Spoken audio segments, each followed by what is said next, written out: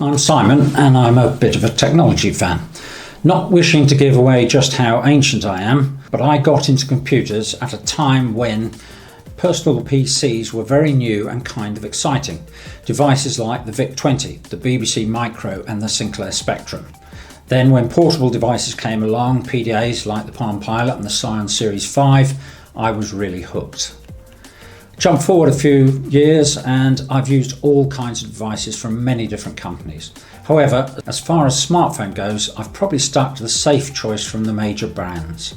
I started with Apple smartphones originally and used them for many years, but in the last few years I've moved ship and I've gone on with Android phones.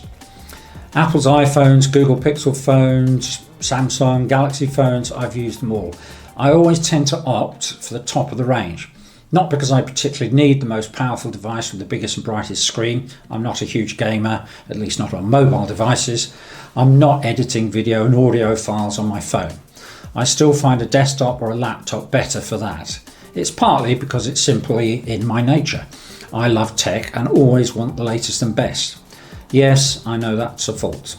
But it's also partly because I think it future-proofs the phone as new and more demanding software comes along. AI, for example. Having said that, I've already acknowledged I like the latest and best, so I don't tend to keep my phones all that long anyway. It's an expensive hobby. With that in mind, I have always perhaps naively assumed they are all priced fairly. For roughly similar specifications, you would expect to pay roughly similar prices, even allowing for the Apple tax. I no longer believe that is true, and this phone is why. This is the OnePlus 13. The well-known brands Apple, Samsung, Google are charging us more money for the equivalent device. They are ripping us off, in my opinion. The OnePlus was launched towards the end of last year and became generally available to buy in early January.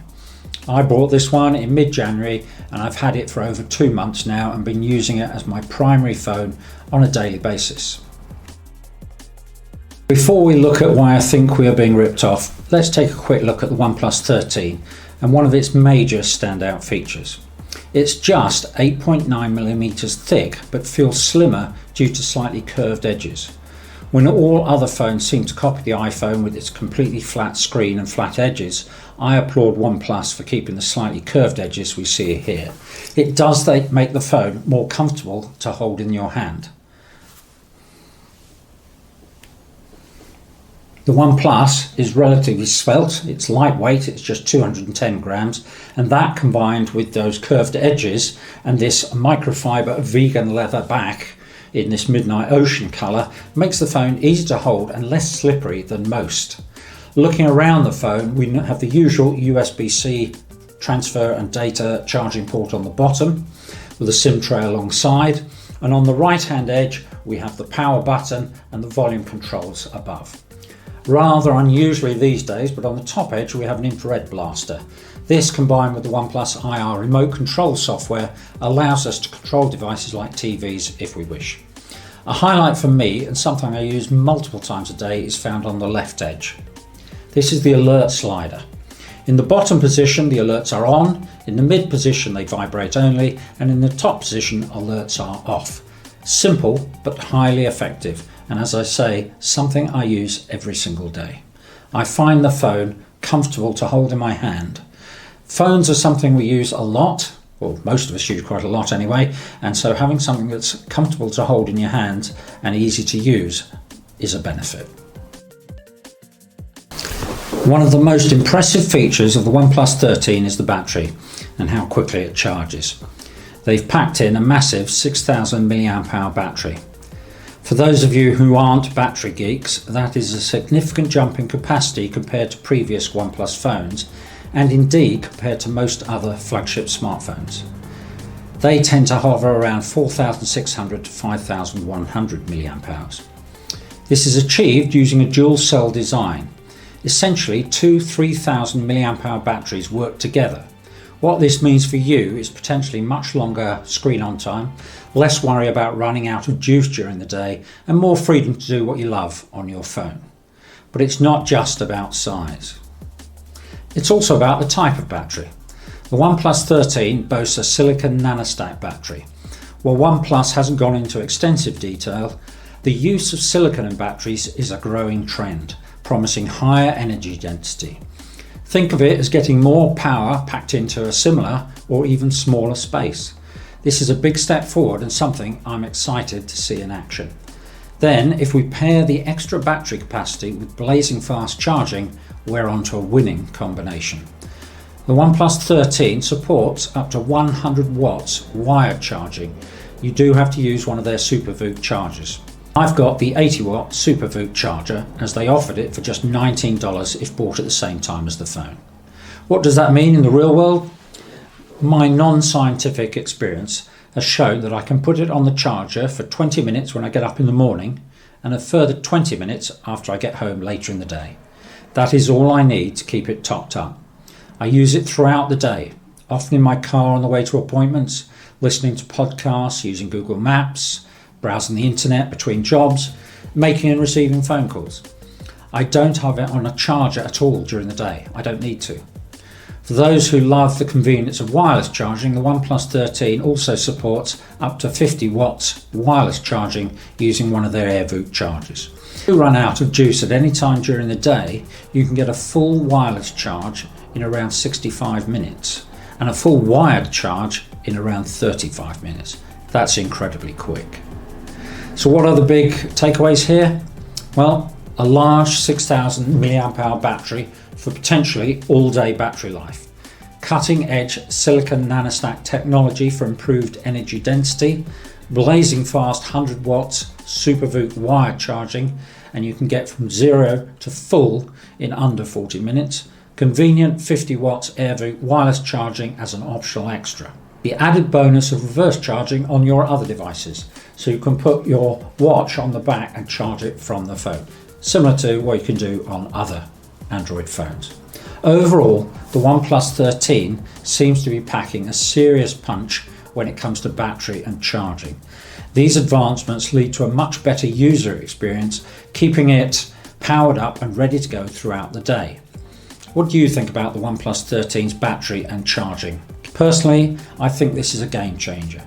This is the first smartphone I've owned where I don't get battery anxiety during the day. I know it's going to last me all day, and if it didn't, I know I can charge it up very quickly when I need to. It's a very impressive feature. Okay, I've given you one major reason why I particularly like the OnePlus 13, but there are other reasons, not least because I don't like to feel I'm being ripped off. What if I told you I think this phone is as good, if not better, than the comparable flagship phones from other major brands, but costs significantly less? Let's compare some of the main specifications for the Apple iPhone 16 Pro Max, the Samsung Galaxy S25 Ultra, the Google Pixel 9 Pro XL, and the OnePlus 13. In Australia, there is only one tier of the OnePlus 13 available, the one I have here. This is the mid-tier storage of 512 gigabytes, which just happens to be the amount of storage I like anyway. So I'm going to compare this level of storage with the equivalent storage from those other brands. They all have 512 gigabytes. These are all the top of the range phones from each company. So RAM, random access memory. This is the working space within the phone. Generalizing, but the more RAM, the more your phone can handle at once.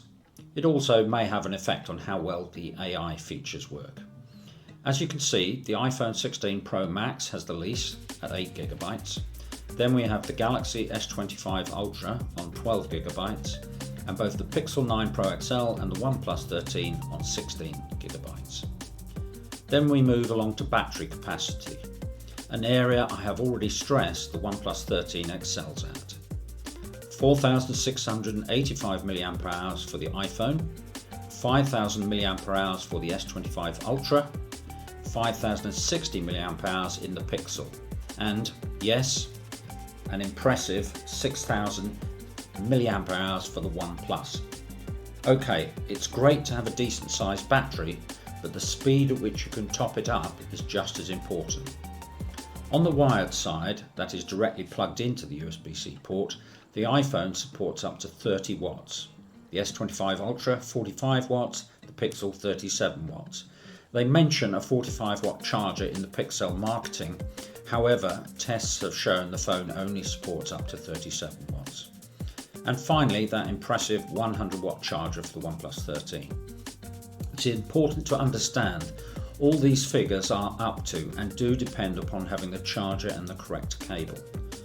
Wireless charging, the iPhone 16 Pro Max 25 watts, the S25 Ultra a disappointing 15 watts, Pixel 9 Pro XL 23 watts, and the OnePlus 13 up to 50 watts.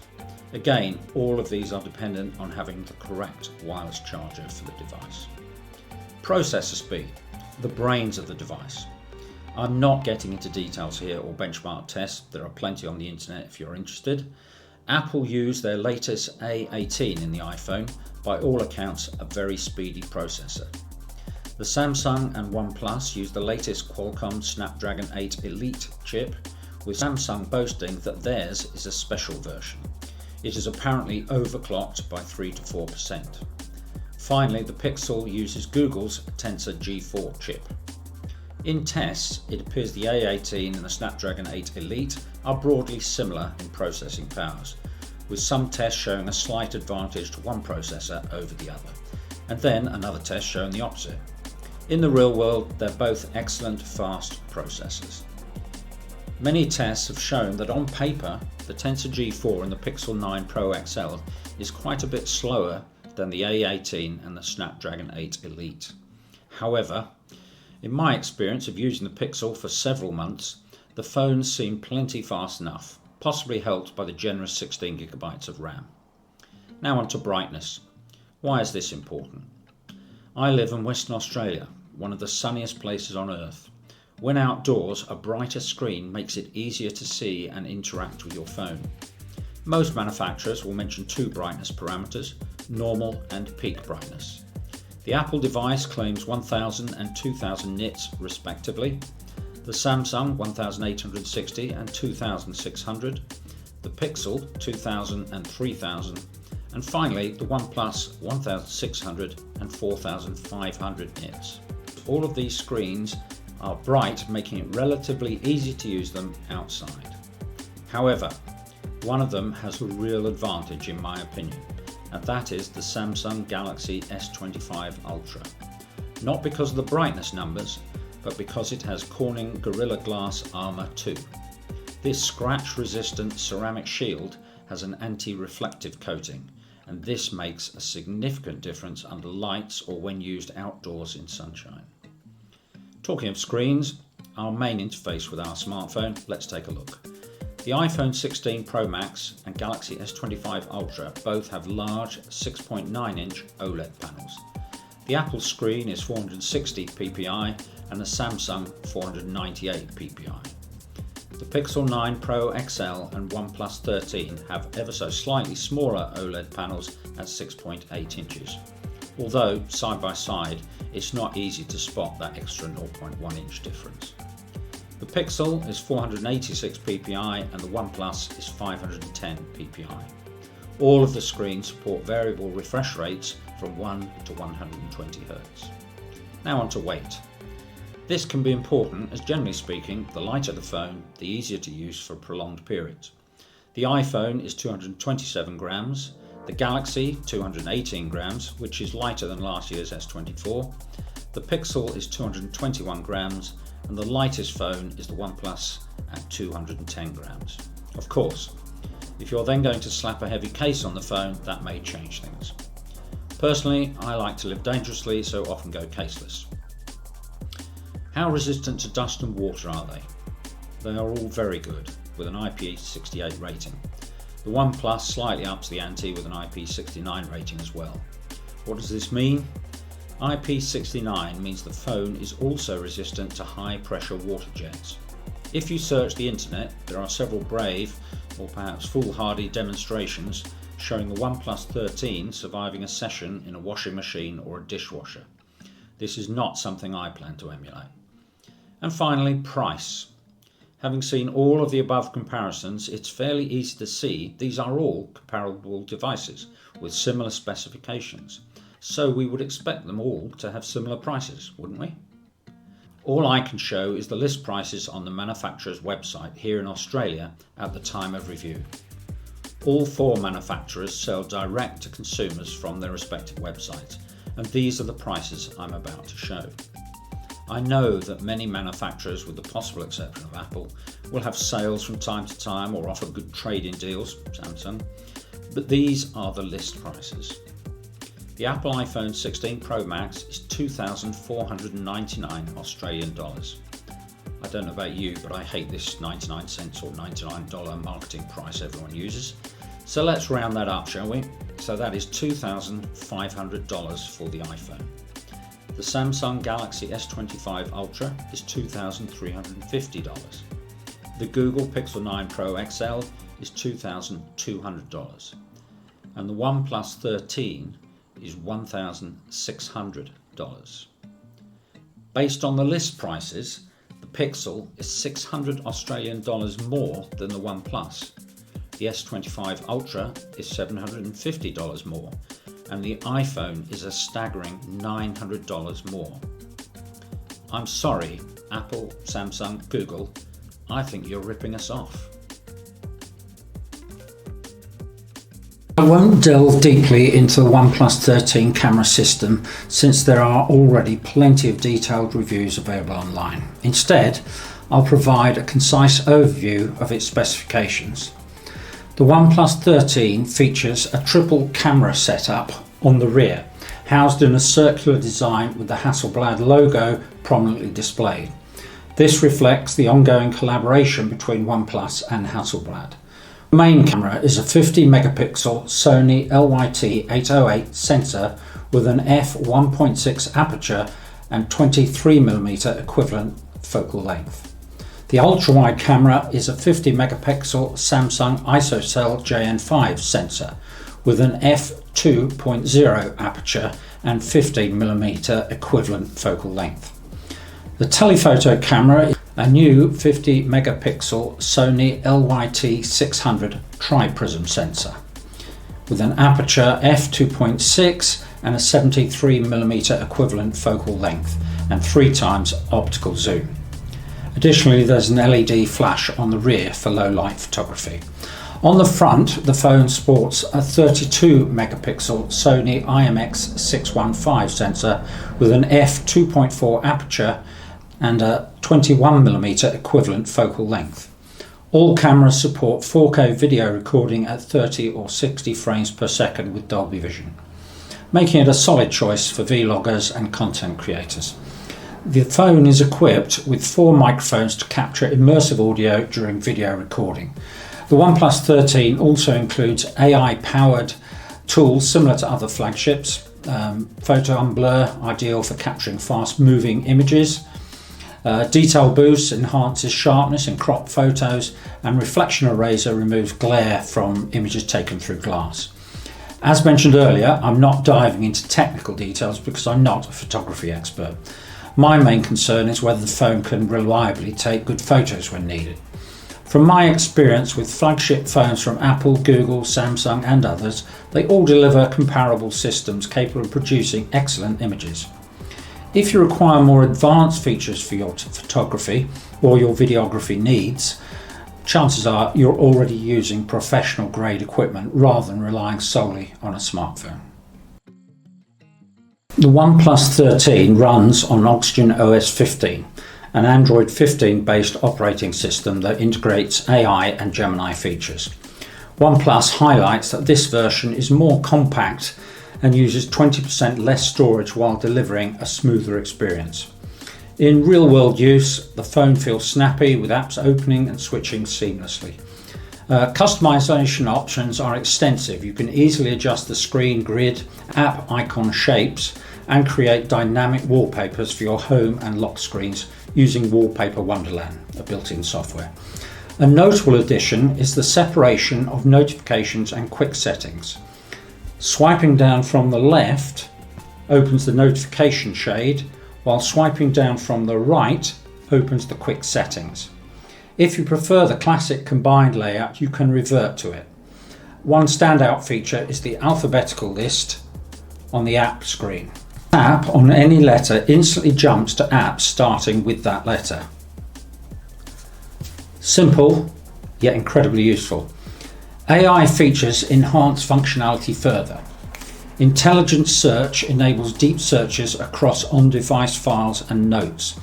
The OnePlus 13 also incorporates Google Gemini features like Circle to Search, Pass Scan for Google Wallet, and Magic Compose for message drafting. Additionally, the AI-powered Notes app refines tone, grammar, and formatting intelligently. Tasking is well supported with split screen and open canvas, allowing smooth app switching and overlaying apps in Windows. Unique features include a walkie-talkie mode for communication with other OnePlus 13 devices up to 200 meters away. For security, it offers face unlock and a fast under-screen ultrasonic fingerprint scanner. However, the software update policy is a bit of a drawback. While OnePlus promises 4 years of Android OS updates and 6 years of security patches, this includes Android 15, meaning updates only extend to Android 18. Effectively, users get 3 additional OS updates and 5 years of security support. Good, but not as competitive as Google or Samsung's policies. So, is there such a thing as the perfect smartphone? Ultimately, no. Technology keeps evolving, brighter, faster screens with anti-reflective coatings, batteries that last longer and charge quicker, and innovations we haven't even dreamed of yet. But for the here and now, the OnePlus 13 comes pretty darn close. It's impressively lightweight and comfortable to hold, especially considering its large screen. The premium feel is undeniable, and I have to say this vegan leather finish is a standout. It's less slippery than most phones, which is always a win in my book. The battery, superb, long-lasting with fast charging that keeps me free from the dreaded battery anxiety. And then there are the cameras, front and back, offering excellent performance paired with genuinely useful software features, unlike some gimmicky additions you see on other phones. OnePlus seems to have taken the time to ask, how do people actually use their phones? The result is thoughtful, practical features that make this device a joy to use. And let's talk value for money. For a flagship smartphone, the OnePlus 13 delivers incredible bang for your buck. Sure, brands like Apple, Google and Samsung might offer broader support networks, but does that justify the massive price gap? In my opinion, no. With comparable hardware and software, the OnePlus 13 proves you don't need to spend a fortune for top-tier quality. If you've made it this far, thank you. Seriously, I appreciate you sticking around. This is actually my first ever YouTube video, I'm sure you can tell, but I've got plans for more content like this. If you'd like to join me on this journey, hit that subscribe button, tap the notify bell and give this video a like. It would mean the world to me. Thanks again for watching, and until next time, cheers.